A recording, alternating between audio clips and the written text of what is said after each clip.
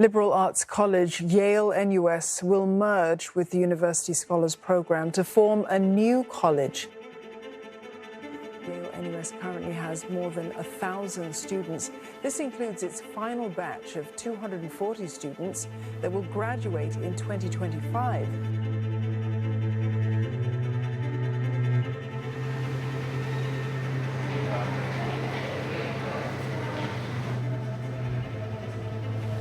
For me, it didn't really sink in on the day itself.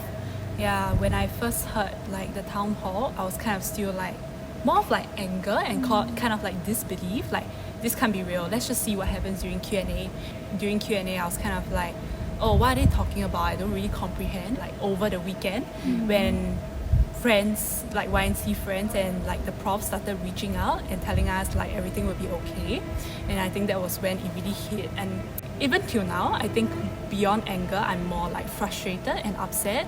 I think for me, the sadness was a bigger part, like, because it's really like the loss of the community. And for myself, it was also like the education system here. That was something I really believed in. In basketball, like when we first get to know each other, we have to say like our gender pronouns, and we do this thing called the feelings time, where we kind of just like check in with everyone before training. Like those little things that we do, like they build up to this community of care where we just genuinely want to know how everyone is doing, and we want to know how everyone feels so that we can like better accommodate everyone. Really a inclusive community. I think this is something I really treasure in YNC, that it's such a safe space for so many more people. I just hope that we still keep our community and our traditions, and also just our culture of care in general. Like despite the gradual, I guess, disappearance of YNC, I really hope that our spirit still lives on. Respecting each other, respecting diversity, we really have to like keep that.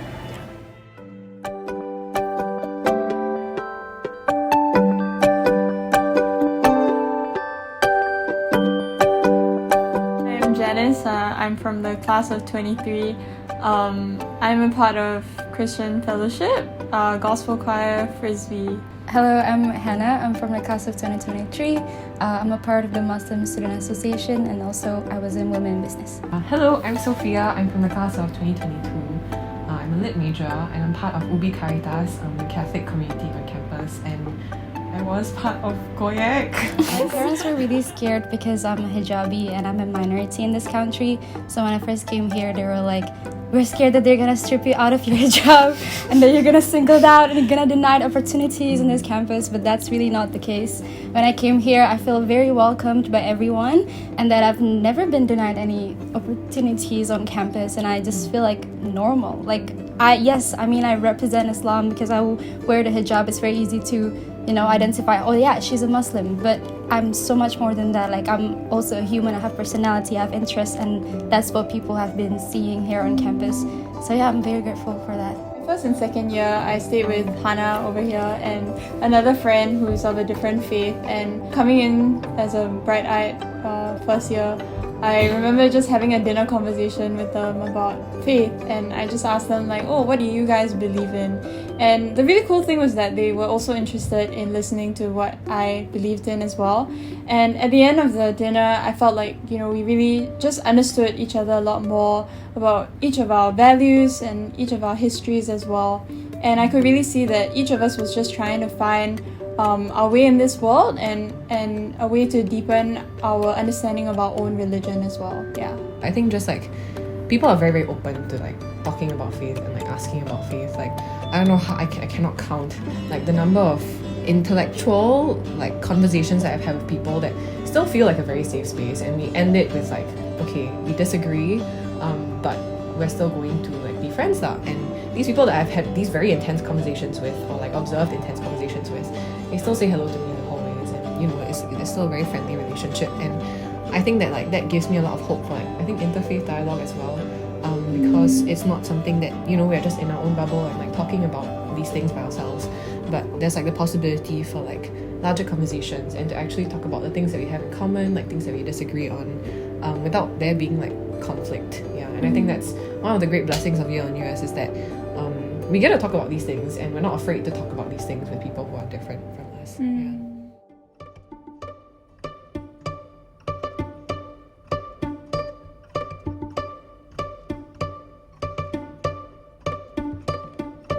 My name is Alex. I am a fourth-year urban studies student at Yale-NUS College. I grew up in the United States, so I guess I can resonate a bit with that international student community who are new to the country and have spent most of their time in this country at this school. My favorite classes have been the ones where the students will all really form a friendship after the class, whether it's a project group or a presentation group that you participate in, or if the class itself is so small, like such a small number of students that you all become friends after the class and like continue to catch up. Or even just a class where the atmosphere is so friendly and so welcoming, or conversely something happens or it's just such a real and raw topic that you can't help but kind of share personal experiences. Those are my favorite types of classes at Yale-NUS. It's a very personal type of learning. In common curriculum, I think you get exposed to that very quickly in classes like CSI, where you really share about your own personal experiences in life. But the longer we go through Yale-NUS, the more we have these types of experiences, and the more in classes we share, we discuss, we get to know people in a really, really deep way that even a normal friendship doesn't necessarily supply, just because you wouldn't talk about something so abstract as urban studies. So the learning community has been incredibly enriching and supportive and fun for me, just to explore the interconnections between personal lives as well as academic theories. I've grown a lot as a thinker over the last few years, for sure. And a huge part of that is just the diversity of people that you meet at Yale-NUS and the diversity of experiences that you get to hear about and learn from. Given that your classmates come from all around the world and bring all sorts of experiences from, wherever they're from or from whatever they've done in their life to a class and to a seminar, you can't help but be transformed by the things that they say. Yale-NUS is where I grew up. That I can say that in an absolute sense. I came into year one with a lot of preconceived notions and a very juvenile sense of looking at the world. I have grown a lot as a person because of the experiences I have had here. Through this school and through this community that I have become the person I am. I have fundamentally transformed in a lot of ways because of the experiences I've had at this school, and I think a lot of those experiences wouldn't have happened anywhere else.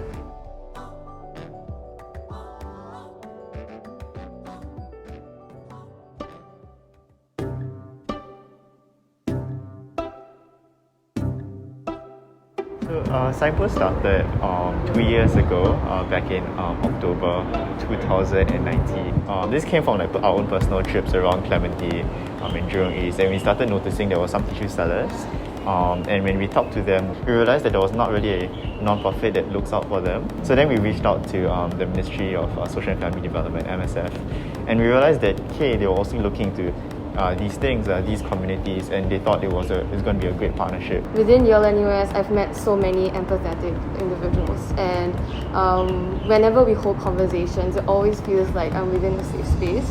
And I think because we practice that within our community, we are able to hold the same space for the tissue peddlers that we speak to as well. To be able to acknowledge that we come from very different backgrounds, we have perhaps very different needs, and there is a need to meet them where they're at. Over the 2 years, we've really built a very strong relationship with the tissue sellers, and we've gone beyond Jurong East and Clementi, and now we are covering other areas in Singapore as much as we can as well. Because we realize that spending time speaking to them and building that relationship and rapport is just so important for them to be able to understand where you're coming from and to trust you. So because of the way that our seminars are run, people often build on each other's points. And we always lead to very healthy debate and healthy discussions about different issues. And there's this realization that we can take this into other spaces within our community as well, right? Actually, it's quite funny because in YNC we have a lot of discussion facilitation. Yes. We also use a lot of this discussion facilitation skills in terms of tissue sellers, because we go to let's say an area and then there are too many tissue sellers there. Then a lot of them are competing, then you got a lot of arguments. Then you just go to them and you're like, okay, wait. So this is one side of the story, this is one side of the story. Then we help facilitate the discussion. It's very, very cute. You see uncles, aunties just scolding each other. It's like, no, why you take my customers away? But then we're just like, okay, auntie, hold on. So this person has this reason, this person has this reason. And it's we slowly explain the logic through it, and they're like, oh, okay, why never say like that? Then I was just like, okay, wait, now you know, it's fine. What kept us going really was the relationships and the friendships that we formed with the T3 sellers. I still remember there was one time when a T3 seller's financial assistance got cut, and they were talking about how the T3 sales were not sufficient to help support their children to go to school. They told us, hey, I'm so glad I have you as a friend to talk to. I really like the term, the culture of care. I really think that for us, Signpost is just extension of this culture of care from within our community to those outside of Yale-NUS. Meeting all the different people here, not just students, but also like faculty and staff who care so much about our vision and care so much about creating an empathetic, caring and open space. When we talk about diversity, it's really not just about like how many people from each nationality do we have, but how do we interact. And I feel like we've really created a really safe and nice space for people from different walks of life and backgrounds to feel comfortable in. And I think because of that, I've only grown to love Yale-NUS even more. I mean, YNC is truly a family that supports you.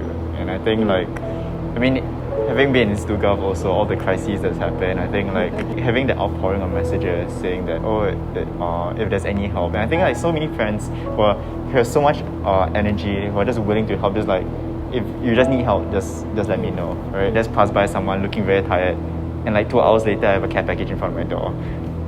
That's just to me just speaks like how everyone just is so cognizant of each other, and we just care so much about each other, and we want to be able to just lift each other up. And I think that's the most important part. I'm not saying that Yale-NUS is perfect. I know like everyone goes through different things in Yale-NUS, and there are difficult times because we see each other every day. We're like fully residential college, right? But I think there's this spirit of wanting to always improve the community. So yes, we're not perfect, but we recognize that, and everyone is so invested into making this space better.